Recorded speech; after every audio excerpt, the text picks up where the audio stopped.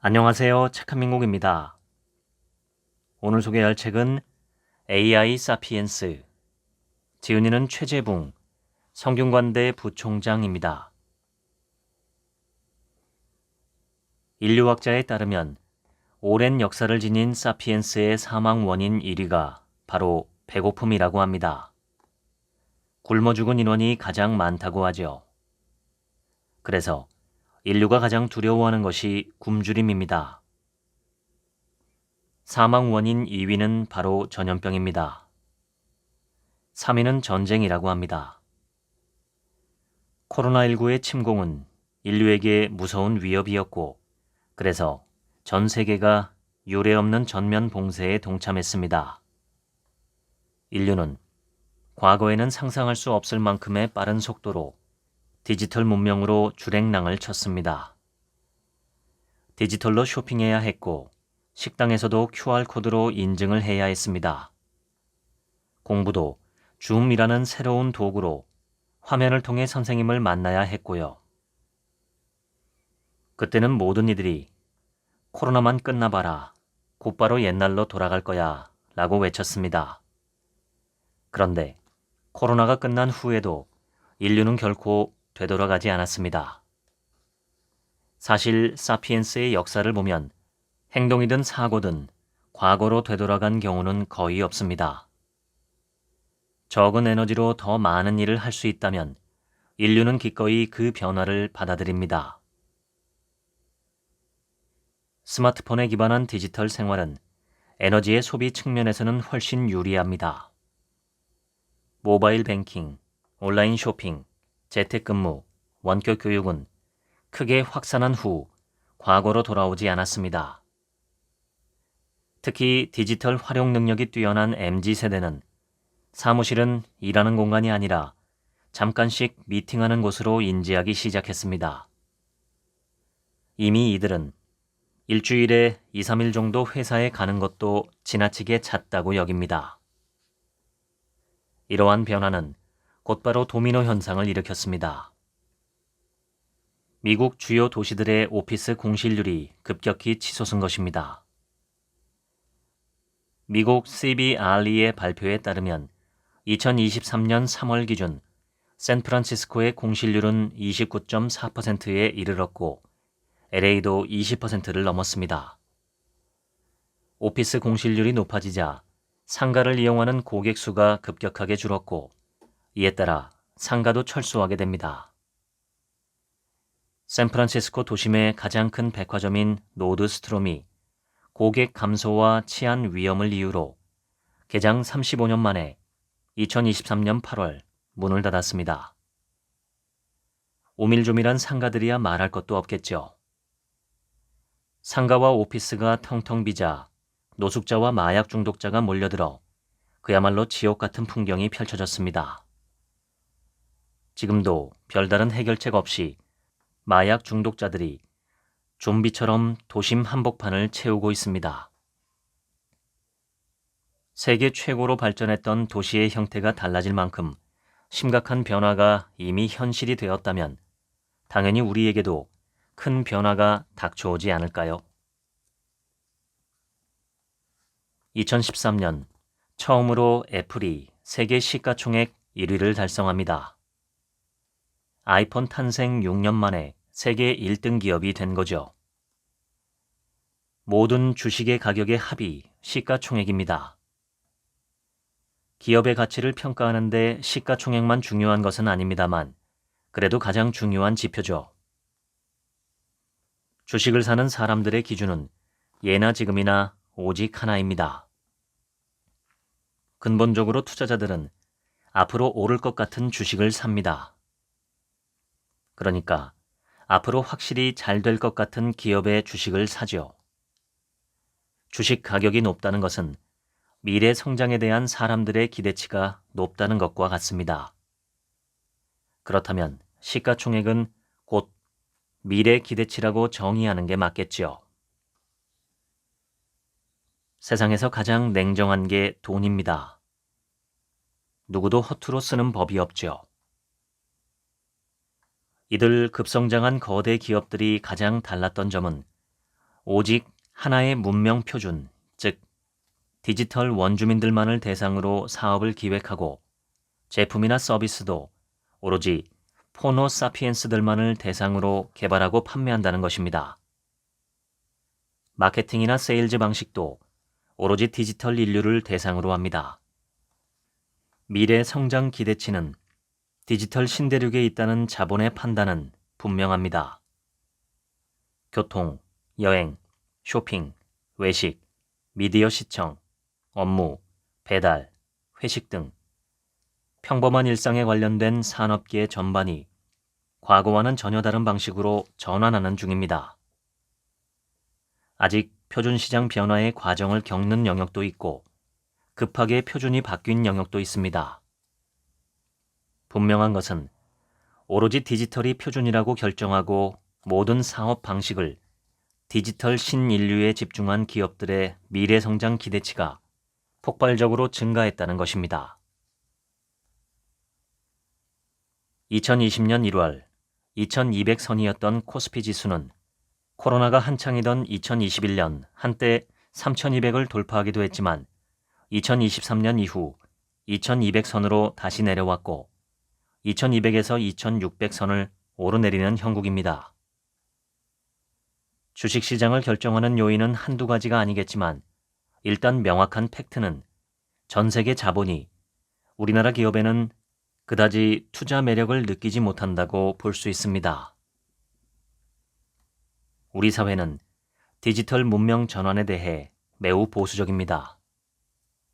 아직도 우버나 에어비앤비가 모두 불법이고 핀테크의 도입, 코인이나 NFT 발행 등에 대해서도 매우 부정적입니다. 기성세대의 입장으로 보면 디지털 전환은 결코 좋은 일이 아닙니다. 불편하고 힘들고 달라져야 하는 일이죠. 테슬라의 TV 광고를 본 적이 있나요? 없을 겁니다. 일론 머스크는 광고를 싫어합니다. 실제로 2019년 10월 자신의 트위터 계정에 나는 광고가 싫다 라는 글을 게시하기도 했지요. 트위터, 유튜브 같은 SNS에서 고객 스스로가 퍼뜨리게 만드는 게 그의 광고 전략입니다. 머스크는 스마트폰을 쓰지 못하거나 SNS를 활용할 줄 모르는 고객한테는 차를 팔지 않겠다는 전략을 취한 겁니다. 그의 세계관이 어떤지를 보여주는 대목입니다. 2023년 말 테슬라의 시가총액은 1000조 원이 넘습니다. 현대차가 시총 50조 정도인 것을 감안하면 엄청난 미래 기대치입니다. 머스크가 세운 다른 회사들 역시 비슷합니다. 그냥 일론 머스크니까 미래 기대치가 이렇게 높은 걸까요? 아닙니다.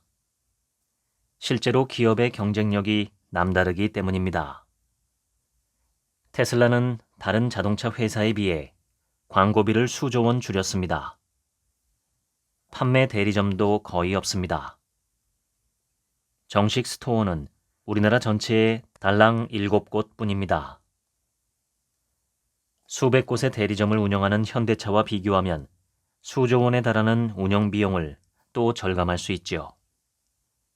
오직 디지털 인류만 상대하는 전략으로 이렇게 큰 비용을 절감했습니다. 그 비용은 고스란히 미래를 위한 연구개발에 투자됩니다. 결국 성공의 비결은 실력입니다. 우리 사회의 관성으로 보면 도라이지만 디지털 신문명의 관점에서 보면 일론 머스크는 신경영의 상징입니다. 일론 머스크의 세계관을 배워야 합니다.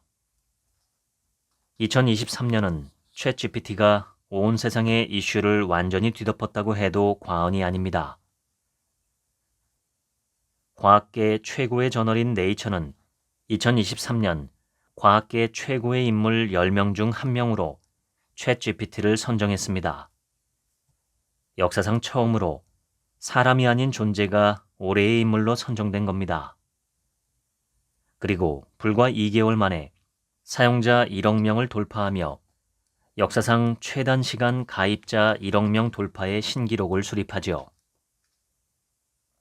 2023년 11월 성균관대에서 학생들을 대상으로 실시한 설문 결과를 보면 98%의 학생들이 챗GPT를 학습에 사용했다고 답했습니다. 우리 학생들이 이 정도면 전 세계 거의 모든 학생이 비슷하게 사용하고 있다는 뜻입니다. 2024년, 이번엔 이미지가 아닌 동영상을 자연스럽게 만들어내는 소라라는 서비스가 출시되어 전 세계를 다시 경악하게 만들었습니다. 이미 이 서비스를 사용해본 영화 특수효과 관련 전문 기업들의 탄식이 쏟아지고 있습니다. 영화 아바타의 특수효과를 담당했던 기업 CEO는 미쳤다. 이제 우린 아무것도 할 것이 없다라는 표현을 썼습니다. 소라는 지구상에 존재하는 모든 물리 법칙을 다 학습해 거의 실사에 가까운 모습을 생성합니다. 이제 동영상 콘텐츠 산업계는 생태계 자체의 재편이 불가피한 상황입니다. 오픈 AI의 수혜를 가장 많이 입은 기업은 특이하게도 MS입니다. 2015년 샘 올트먼은 오픈 AI를 설립할 때 회사 정관에 비영리 법인임을 분명히 했습니다.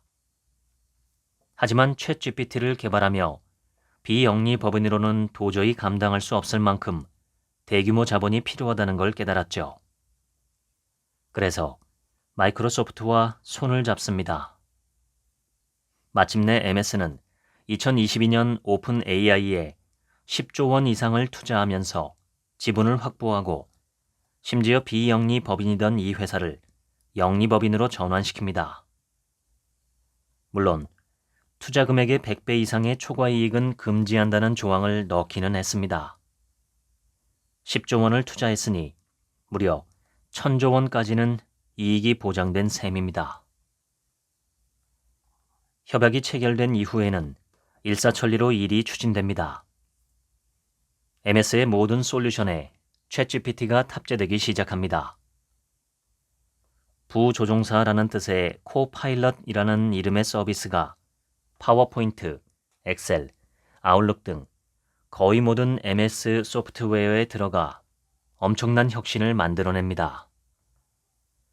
MS의 주가도 치솟기 시작하죠. 2024년 1월 3조 달러를 넘어 드디어 애플을 제치고 세계 1위에 올라섭니다. 코파일럿 서비스가 어느 정도인지 한번 체크해 볼까요? 많은 사람이 파워포인트로 멋지고 세련된 슬라이드를 만들고 싶어 합니다.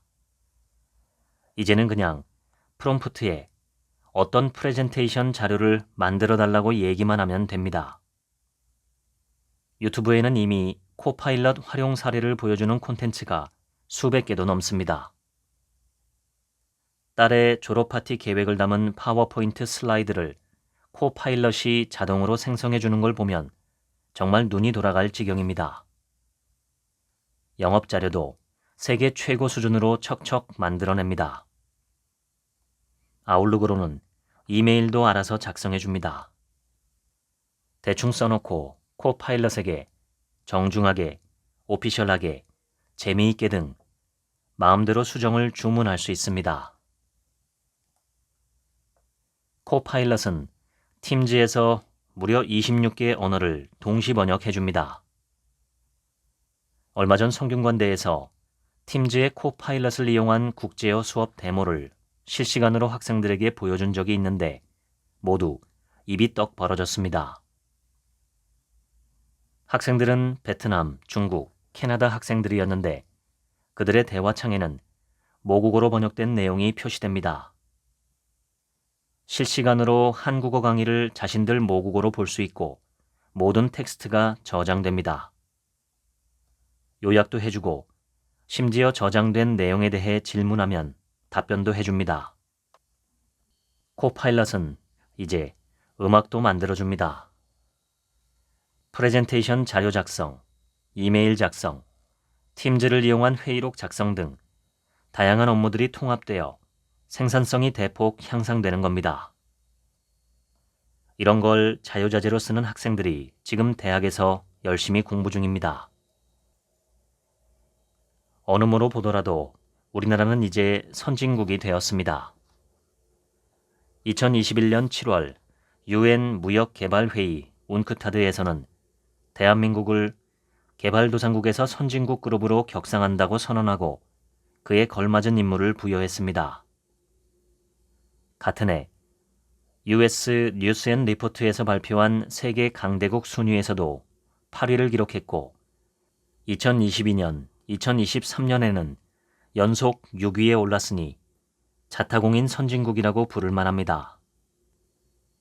그런데 이런 공식적인 데이터보다 더 중요한 것은 인류의 보편적 인식이 한국을 선진국으로 인지하고 있다는 사실입니다. 인류가 가장 두려워하는 것 중 하나가 전쟁, 즉 다른 나라의 침략입니다. 그렇다면 그걸 막기 위해 어떤 무기를 구입하려 할까요? 당연히 세계 최고의 기술 선진국에서 만든 최첨단 무기일 것입니다. 그런데 노르웨이, 폴란드, 호주, 그리고 이제는 중동의 부국들까지 우리나라 첨단 무기의 구매가 줄을 잇고 있습니다. 이제 우리는 진정한 선진국이 되었습니다. 그런데 도대체 무엇이 문제라는 걸까요?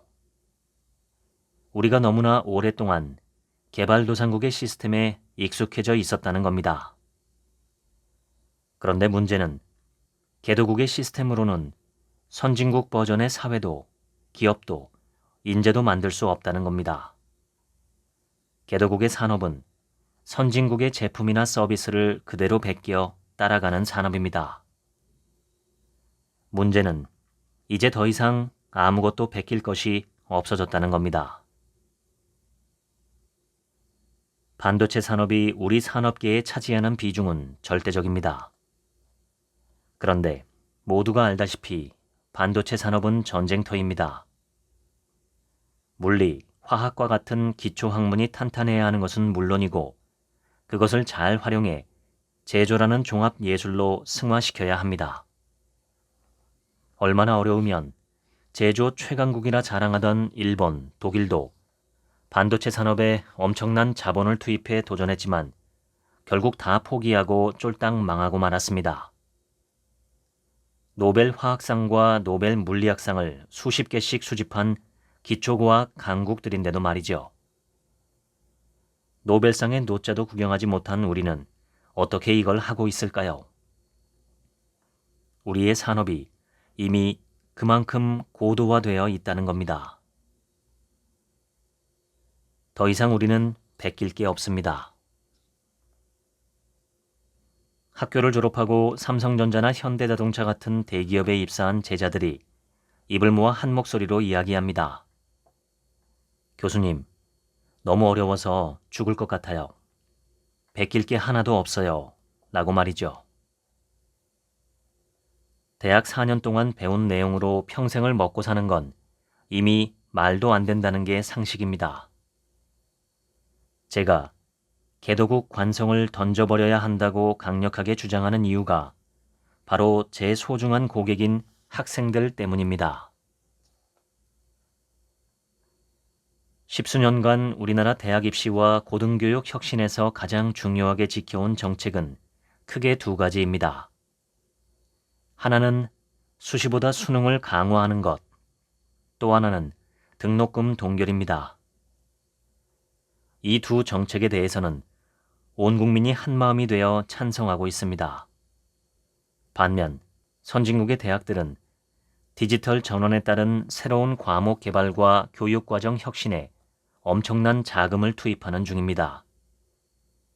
등록금도 엄청나게 올랐습니다. 왜 우리 국민들은 오래된 개도국 시절의 입시 방식을 고집할까요? 그것이 바로 사회적 관성의 무서운 힘입니다. 이제 우리 산업계는 베낄 것이 없는 선진국이 되었다는 걸 명심하고 그에 맞는 인재 양성 시스템을 갖춰야 합니다. 교육에서부터 개도국 관성을 깨뜨려야 합니다. 생각하는 인간에게는 세계관이라는 것이 존재합니다. 위키피디아에 나온 정의를 살펴보겠습니다. 어떤 지식이나 관점을 가지고 세계를 근본적으로 인식하는 방식이나 틀이다. 표현이 거창해 보여도 쉽게 말하면 세계관은 자신이 사는 세계를 이해하는 방식입니다. 인터넷과 스마트폰이 등장하면서 인류의 세계관은 달라졌습니다. 땅 위에서 생활하던 인류의 생활 공간은 스마트폰을 통해 디지털 신대륙으로 확장되었죠. 이것을 디지털 세계관이라고 합니다. 호모 사피엔스의 세계관은 디지털 신대륙이 그 중심입니다. 디지털 문명 발전의 근간은 지식의 공유입니다. 인터넷이 전 세계를 연결하면서 전문 지식을 대가 없이 나누는 게 일반화된 상식입니다. 지금의 위키피디아, 유튜브, 아마존, 우버, 에어비앤비는 그렇게 탄생했습니다. 만약 각자 개발한 소스 코드를 공유하지 않았더라면 세상의 표준이 이렇게 빠르게 디지털로 전환될 수는 없었을 겁니다. 기존 문명이 디지털 문명에 의해 대체된 것은 어쩌면 당연합니다. 자본을 가진 자가 지식을 독점하고 모든 권력을 갖는 사회적 시스템이 확산되기는 어렵지만 지식의 공유를 통해 더 적은 자본으로 도전할 수 있고 그 결과물이 훨씬 더 많은 사람에게 돌아가는 시스템은 진화론적으로도 생존에 유리한 변화입니다. 그래서 확산의 속도가 빨랐던 겁니다. 디지털 환경은 힘없는 개인을 권력으로부터 보호하는데 과거보다 기술적으로 훨씬 유리합니다. 스마트폰을 갖고 있으니 누구나 영상을 찍거나 녹음하며 권력의 갑질에 대한 증거를 확보할 수 있고 또 그걸 플랫폼에서 모든 시민과 공유할 수 있습니다. 디지털 문명은 참여하는 모든 시민이 권력을 갖는 구조입니다. 지식도 공유하고 뉴스도 공유하고 플랫폼을 통해 의견도 형성합니다. 과거에는 권력을 가진 자들이 서로 담합을 해서 언론사를 매수하고 모든 비리를 덮을 수도 있었지만 디지털 사회는 갈수록 그럴 가능성이 낮아집니다. 시민이 권력을 가지는 진정한 민주주의 사회로 나아가는 것이죠. 앞으로도 이런 긍정적 변화는 계속될 것입니다. 사피엔스는 그 길고 긴 역사에서 한 번도 포기한 적이 없었으니까요. 디지털 문명이 계속 확산하고 견고해지는 가장 큰 이유이자 에너지입니다. 우리 역사에서 가장 뼈아픈 대목은 조선 말기 서구 문명의 힘을 과소평가하고 중국에 기댄 채 쇄국 정책으로 일관했던 수십 년의 고집불통 시기였습니다. 일본이 메이지 유신을 통해 빠르게 근대화를 진행했던 것과 비교하면 더욱 뼈아픈 일입니다. 문명의 교체기에 어떤 선택을 하느냐는 국가의 운명을 결정합니다. 디지털 전환에 이은 AI 시대의 개막은 문명의 대전환기라 부를 만합니다. 지난 20년의 디지털 문명 전환기에 우리는 비교적 올바른 선택을 해왔습니다. 문제는 우리가 가진 사회적 인식의 표준입니다.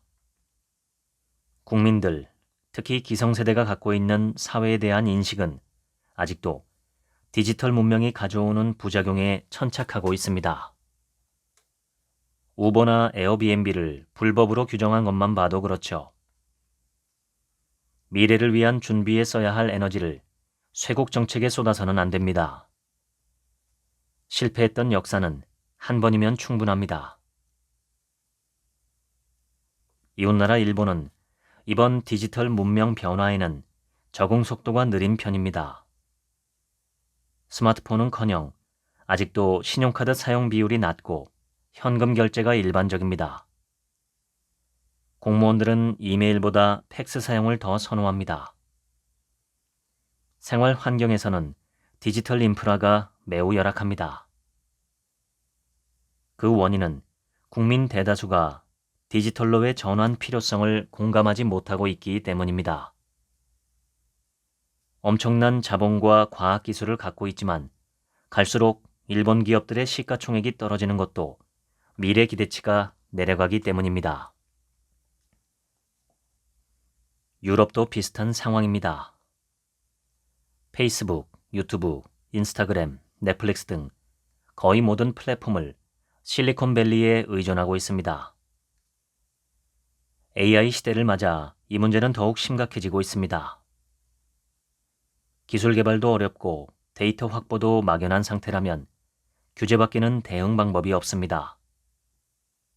유럽은 미국의 AI 침공을 막기 위해 강력한 규제로 대응 중입니다. 그런데 규제는 기업의 효율과 생산성을 떨어뜨릴 수밖에 없고 결국 경쟁력을 깎아먹게 됩니다. 또 많은 기업이 규제를 피해 미국으로 옮겨가게 되죠. IMF의 자료를 보면 2002년 세계 2위 경제 대국이었던 일본은 미국 GDP의 약 40% 수준까지 따라갔습니다. 그런데 2022년 일본의 명목 GDP를 보면 20년간 거의 성장을 멈췄습니다. 미국은 거의 2.5배 성장했는데 말이죠. 어느새 중국도 넘사벽의 세계 2위로 자리 잡았습니다. 독일은 중국과의 협력 강화를 통해 비교적 잘 성장했지만 영국과 프랑스는 인도에 밀려 5위 밖으로 나갔습니다. 2023년 일본의 1인당 GDP는 35,034달러로 세계 31위입니다. 세계 32위인 우리나라의 1인당 GDP 34,768달러와 비교하면 266달러밖에 차이가 나지 않습니다. 이유는 엔화 약세 때문입니다. 엔화 약세에는 많은 원인이 있겠지만 결과적으로는 달러 유입이 많지 않았다는 겁니다. 일본의 생산성 높고 효율적인 경영을 하는, 즉 미래가 기대되는 기업들이 많지 않다는 게 달러 자본의 판단입니다. 미래 전망도 밝지 않다 보니 S&P가 평가하는 국가 신용도도 이제 우리나라보다 낮은 게 현실입니다. 세계 2위의 초강대 경제 대국이었던 일본이 지난 20년간 성장을 멈추고 몰락의 길로 들어선 것은 디지털 전환이라는 세계 문명의 변화에 제대로 적응하지 못했기 때문입니다. 생존 가능성이 낮은 표준 문명을 지키려는 국가는 늘 도태되었던 것이 역사의 교훈입니다. 유럽의 쇠퇴도 두드러집니다. 미국의 경제 규모가 지난 15년간 82% 성장할 동안 유럽은 6% 증가에 그쳤습니다. 가장 큰 차이는 기업과 사회의 디지털 전환 속도라고 해도 크게 틀리지 않습니다. 성장에는 투자와 혁신이 필요한데 사회 전체가 그 변화를 소홀히 여긴 것이죠.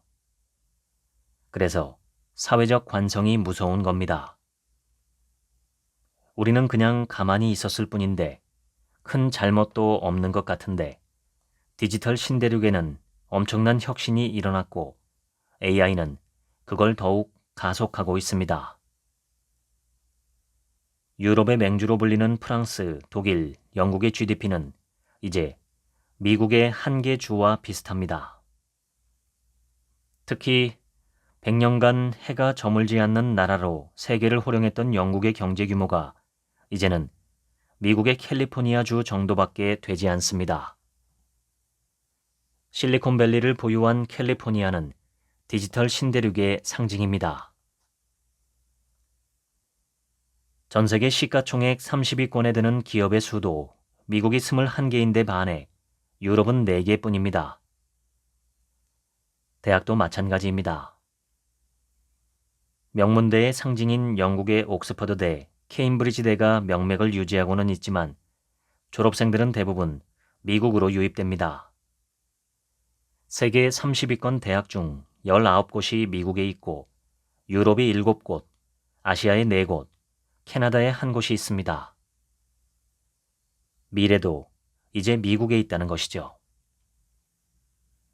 비록 도입할 때는 기존의 시스템이 진통을 겪게 마련이지만 혁신에 도전하고 변화를 받아들이는 집단은 결국 달콤한 열매를 얻습니다. 이것도 역사의 교훈입니다. 일본과 유럽의 몰락, 그리고 중국의 부상을 이야기할 때 가장 큰 차이는 사회 전체, 그리고 국민의식의 디지털 전환 속도 차이였다고 분명히 이야기할 수 있습니다. 우리가 디지털 신대륙의 문명 대전환에서 주권국가로 가느냐, 식민지로 전락하느냐가 바로 여기서 결정됩니다. 디지털 원주민 세대를 우리는 흔히 MZ세대라고 부릅니다. M세대는 밀레니얼 세대의 약자로 성인이 되었을 때 2000년대가 된 세대, 즉 1980년대 이후 태생을 주로 그렇게 부릅니다. Z세대는 보통 1997년 이후 태생을 의미합니다. 2010년 이후 태생은 알파세대라고 부릅니다.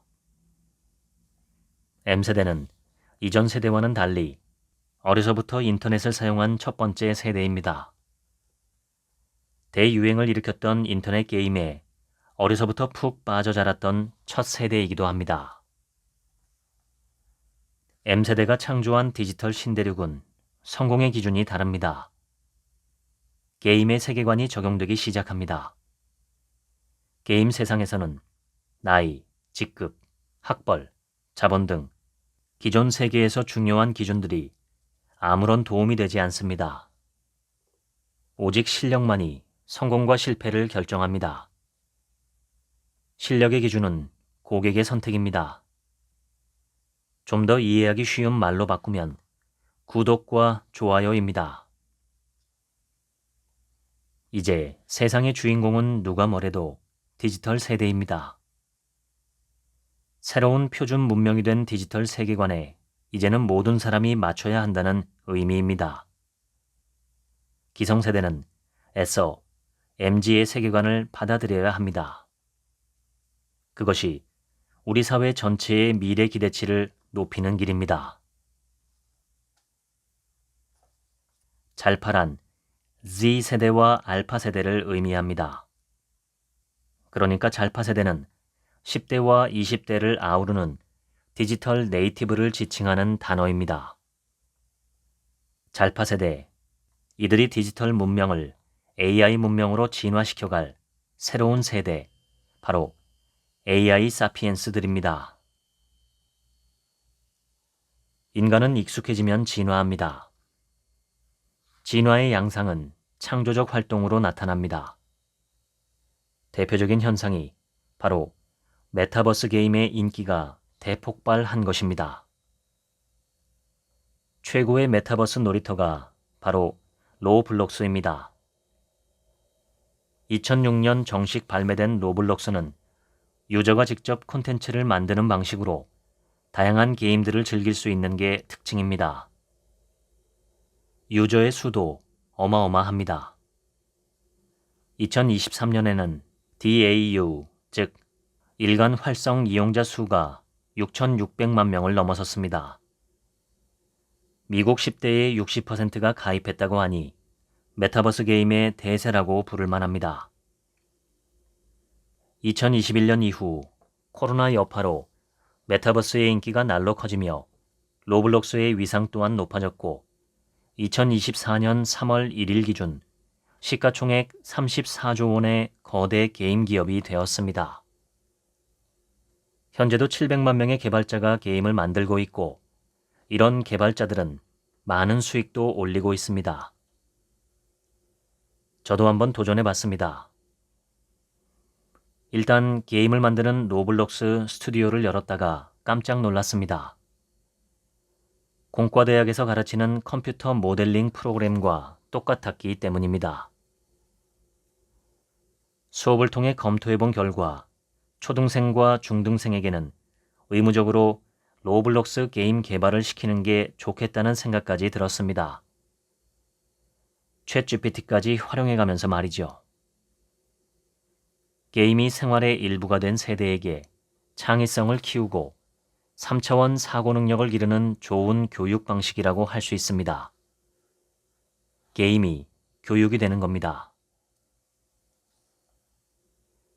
비트코인은 블록체인이라는 기술을 활용해 만든 디지털 현금의 일종입니다. 신용카드를 쓰면 항상 기록이 남습니다. 그런데 현금을 쓰면 기록이 남지 않습니다. 그렇게 디지털 세계에서도 현금처럼 쓸 수 있는 디지털 화폐를 만들면 어떨까 하는 생각으로 만든 것이 바로 비트코인입니다. 대부분의 코인은 이 비트코인에 적용된 블록체인 기술을 적용해 변형시킨 형태라고 할 수 있습니다. 메타버스에서 놀던 아이들이 30, 40대로 성장했을 때는 지금의 달러 중심의 화폐 체계보다는 블록체인 또는 보다 더 진보된 형태의 코딩 기반의 새로운 디지털 금융 체계를 더 익숙하게 받아들일 것으로 예측하는 게 훨씬 더 합리적입니다. 올 것은 반드시 오고야 맙니다. 코인은 반드시 미래의 화폐가 될 것입니다. 디지털로 그림을 그린 후에 이걸 NFT로 등록하면 원작자 이름을 영원히 남길 수 있습니다. 세상에 오직 하나뿐인 아이템으로요. 아무리 카피를 해도 그 기록을 지우거나 바꿀 수 없습니다. 그래서 누군가에게 판매할 수 있습니다. NFT 거래에 대표적으로 사용되는 코인이 바로 이더리움입니다. 이더리움과 같은 방식으로 만들어진 암호화폐들은 모두 NFT 거래가 가능합니다. 메타 세상은 디지털 세상이 또다시 진화하며 만들어내는 세계입니다. 메타버스의 세계관에 코인 경제와 NFT를 얹고 생성형 AI가 베이스에 깔립니다. 과거에는 만들기 어려웠던 비즈니스 모델들이 하나둘씩 만들어지기 시작합니다. 도전이 활발한 만큼 실패도 많지만 똑똑한 인류는 여기에 엄청난 기회가 있다는 걸 이미 오랜 경험으로 알고 있습니다. 특히 디지털 문명에 익숙한 Z세대들은 기존 산업계에서 경쟁하기보다 자신들에게 매우 유리한 시장이 열렸다는 것을 직감하고 있습니다. 메타는 초월이라는 뜻입니다. 아날로그 시장이 디지털로 전환되고 디지털 세상은 이제 모든 걸 초월해 메타라는 세상을 향하고 있습니다.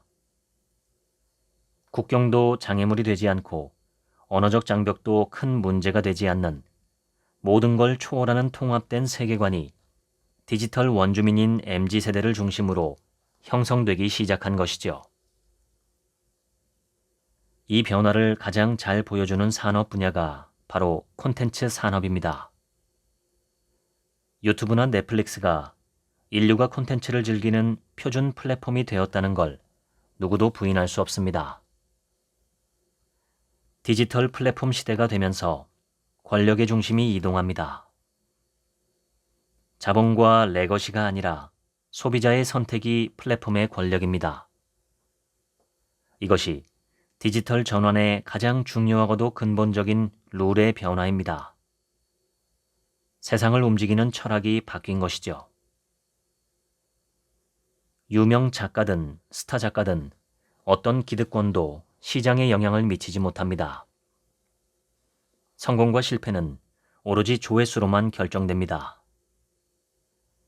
좀 더 익숙한 단어로 이야기하자면 구독과 좋아요가 절대 권력이 된 것이죠.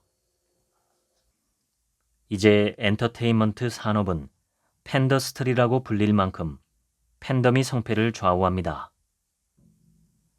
그 성장 규모도 폭발적입니다. 2023년 타임지가 선정한 올해의 인물은 가수 테일러 스위프트입니다. 1927년부터 선정하기 시작한 타임의 올해의 인물 중 엔터테인먼트 분야에서 단독 인물이 오른 것은 그녀가 처음이라고 합니다. 심지어 스위프트노믹스라는 신조어까지 생겼습니다. 스위프트가 공연하면 그 지역의 경제가 갑자기 활성화되는 현상을 표현한 용어입니다. 60회 공연의 전석 매진은 물론이고 매출이 무려 1조 3,700억 원이라고 합니다. 시애틀 공연에는 7만 2천 명의 관중이 모였는데 이들이 한꺼번에 환호하자 진도 2.3 규모 지진의 진동이 감지되기도 했습니다. 그녀는 음반 판매 외에도 굿즈, 콘서트 티켓 등 다양한 수입원을 팬덤을 통해 창출하는 경영의 천재이기도 합니다. 음악 시장의 메타 인더스트리 전환을 테일러 스위프트가 제대로 보여준 것입니다.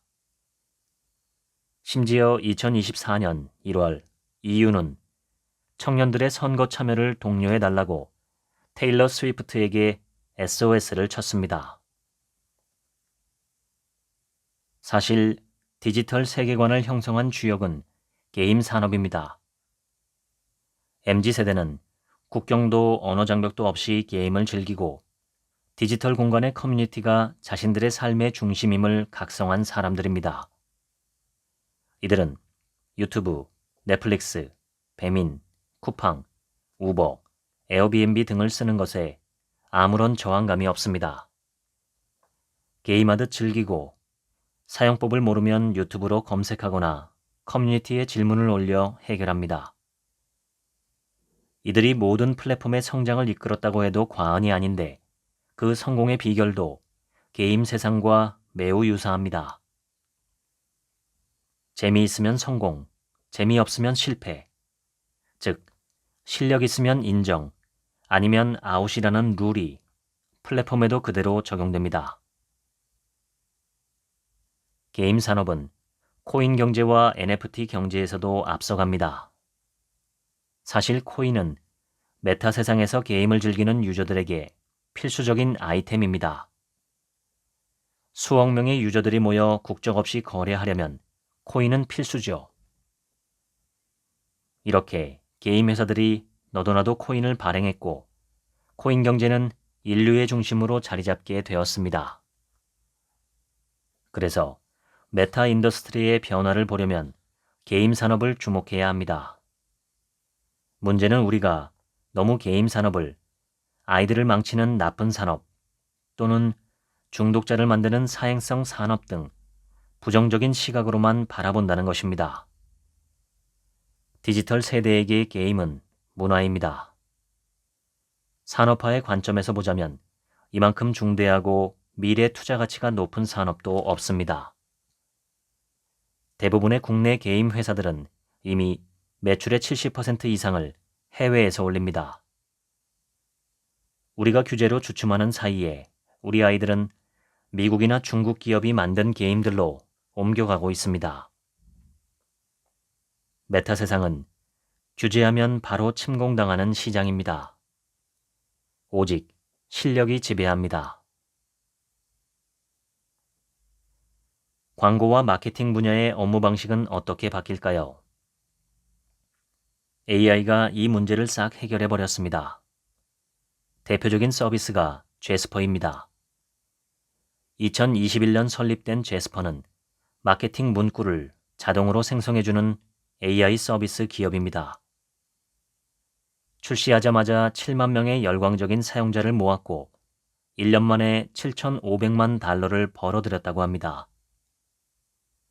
제품의 특징을 담은 문구를 집어넣고 한 줄짜리 광고 카피를 만들어줘 라고 쓰기만 하면 수십 년치 광고 문구를 학습한 AI가 멋진 카피 200개를 1분 만에 만들어줍니다.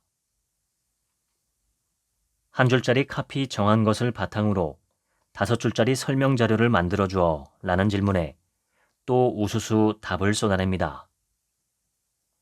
10대를 위한 상품이면 10대를 위한 카피를 그들의 유행어를 사용해서 만들어주어 틱톡의 썸네일에 올릴 카피로 부탁해 이렇게 질문해도 됩니다. 순식간에 업무가 완료되는 놀라운 생산성을 보여주는 이 서비스는 한 달에 82달러, 많아도 300달러를 넘지 않습니다.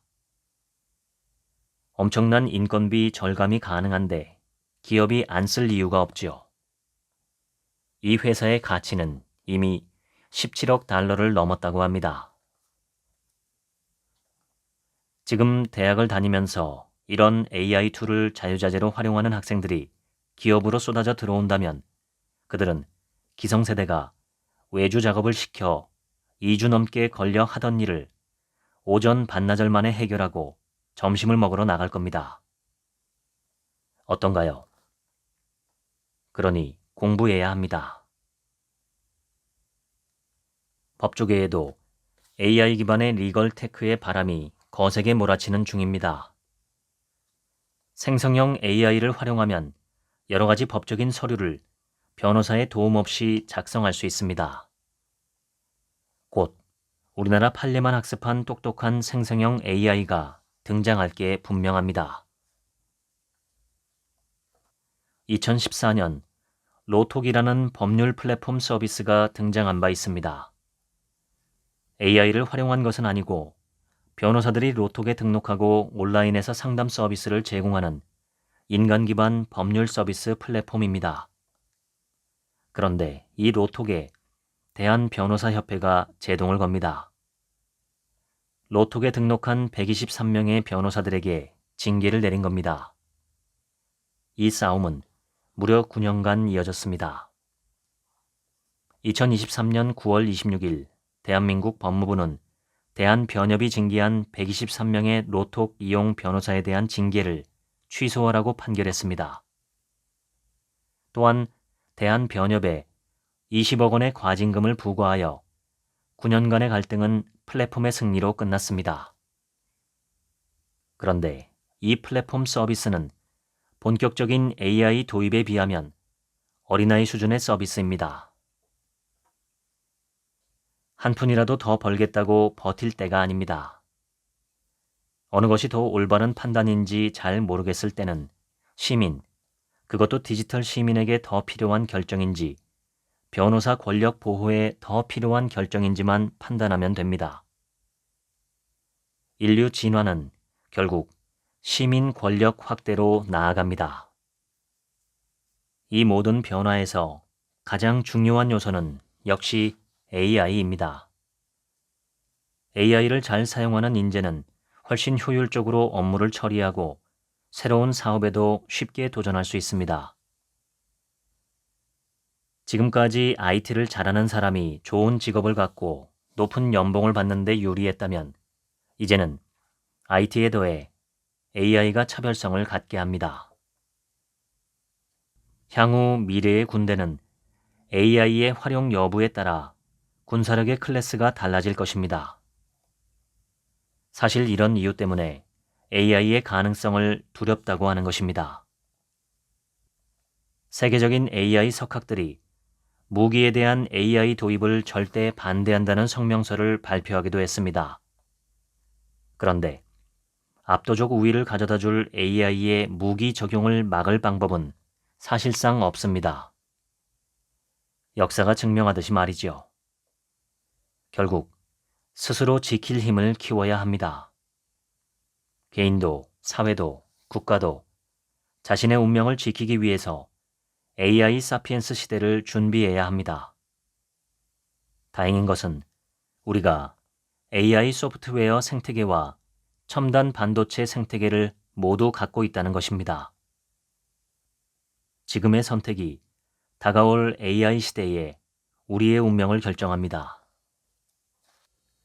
지금까지 스마트폰의 탄생으로부터 시작된 인류 문명의 디지털 대전환과 2022년 11월 챗GPT의 등장으로 촉발된 AI 혁명까지 두루 살펴보면서 다가오는 AI 사피엔스 시대를 어떻게 준비해야 하는지 재밌는 이야기로 풀어 정리해봤습니다.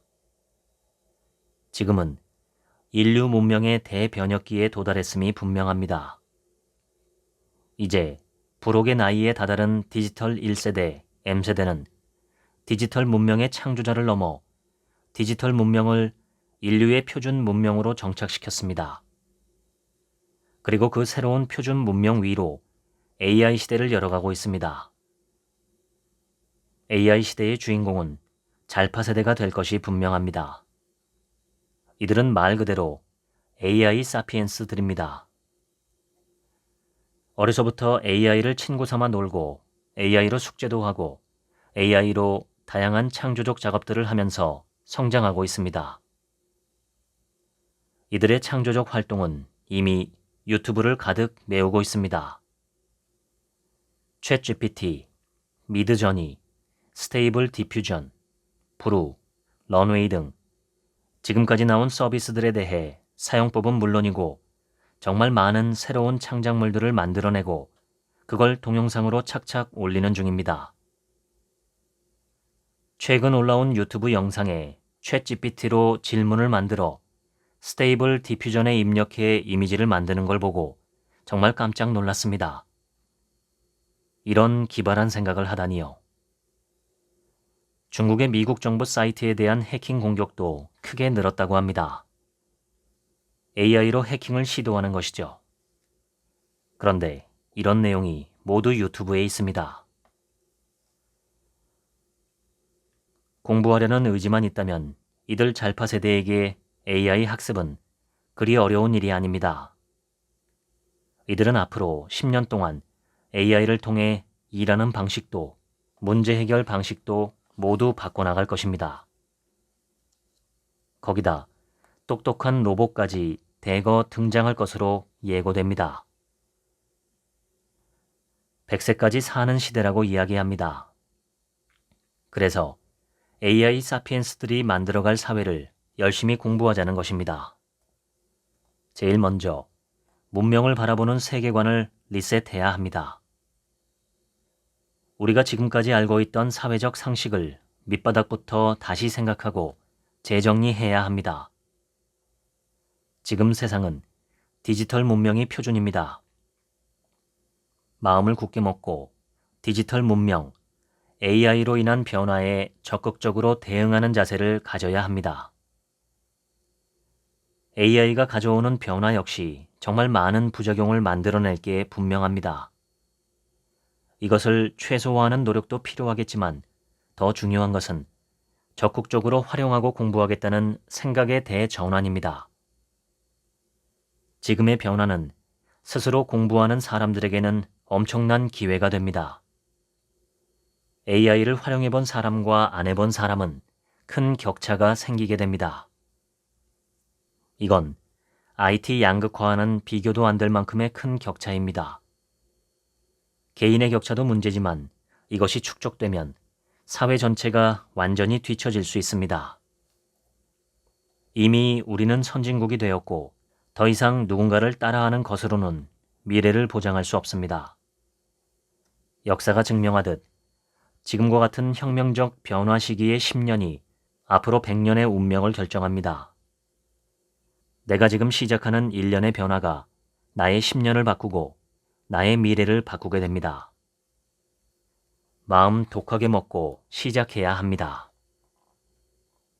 결국 사회 전체에 필요한 것은 커다란 생각의 변화, 세계관의 대전환입니다.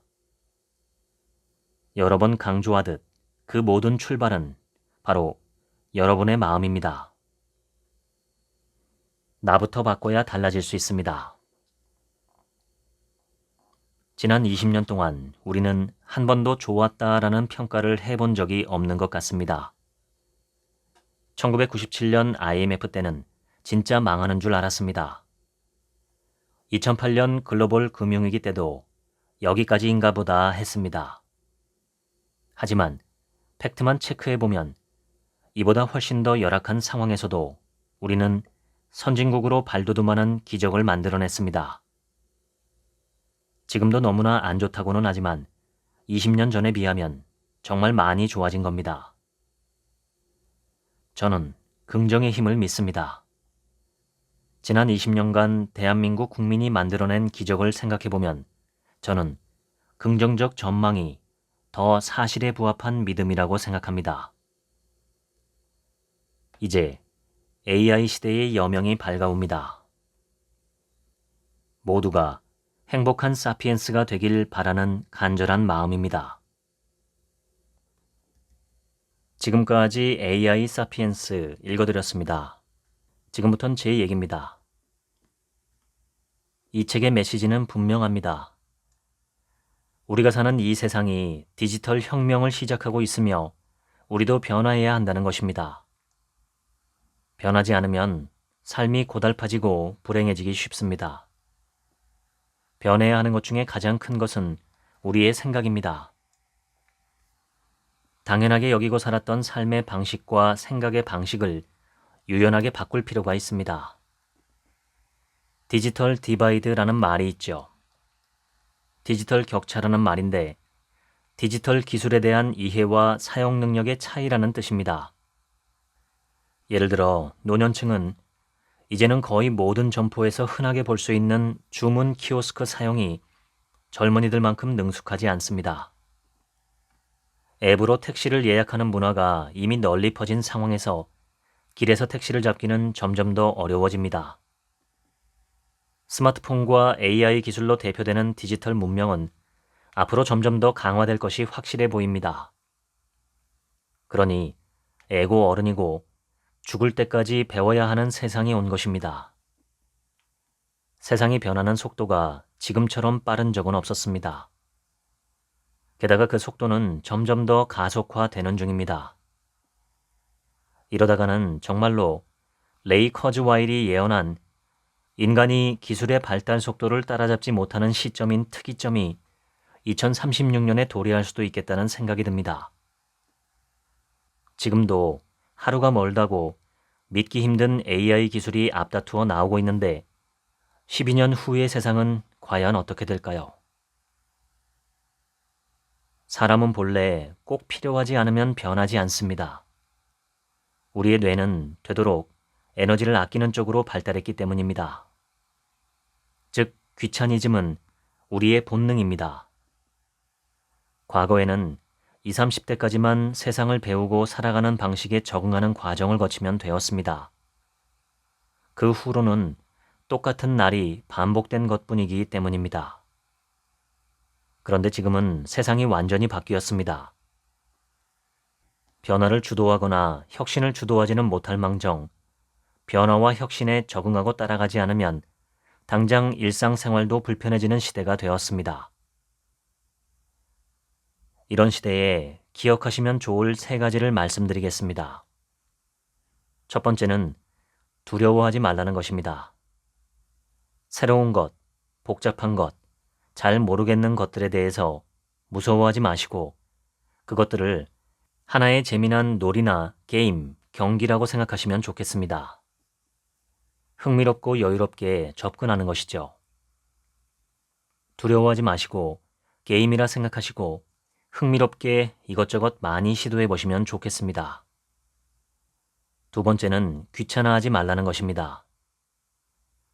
무언가를 끊임없이 배워야 하고 살면서 한 번도 경험하지 못했던 것들을 학습해야 하는 지금의 시기에는 귀찮은 마음이 강하게 들 수 있습니다. 그 마음에 끌려가지 마시고 나 자신이 지금보다 훨씬 더 유능하고 뛰어난 사람이 되는 약을 먹는다는 마음으로 반가워하시면 좋겠습니다. 귀찮아하기보다는 오히려 환영하는 마음으로 내가 적극적으로 다가설 때 문제는 의외로 쉽게 풀립니다. 모든 사람의 내면에는 자신조차 인지하지 못하는 다양한 잠재 능력이 숨어 있기 때문이죠. 세 번째는 포기하지 말라는 것입니다. 특히 유튜브에서 실용적인 정보를 많이 찾아보시고 유튜브를 학교로 사용하시면 좋겠습니다. 내게 필요한 것이 있다면 이 세상 누군가는 그것을 내게 가르쳐 줄 수 있습니다. 유튜브의 정말 큰 강점은 사람이 말로 그것을 설명해 준다는 것입니다. 문자로 되어 있는 정보가 아니라 사람이 말로 설명해 주기 때문에 훨씬 더 직관적이고 쉽게 이해가 됩니다. 유튜브를 볼 때마다 저도 정말 좋은 세상이구나 하는 생각을 하게 됩니다. 끊임없이 도전하고 배우고 자신을 혁신하는 것은 힘들거나 지루하거나 귀찮거나 괴로운 작업이 아니라 살맛 나는 삶을 만들어가는 과정입니다. 자기 혁신을 사랑하는 삶을 살아보시면 어떨까요? 삶의 보람과 가치가 훨씬 더 커질 것입니다. 지금까지 책 한 민국의 하루치 생각이었습니다. 감사합니다.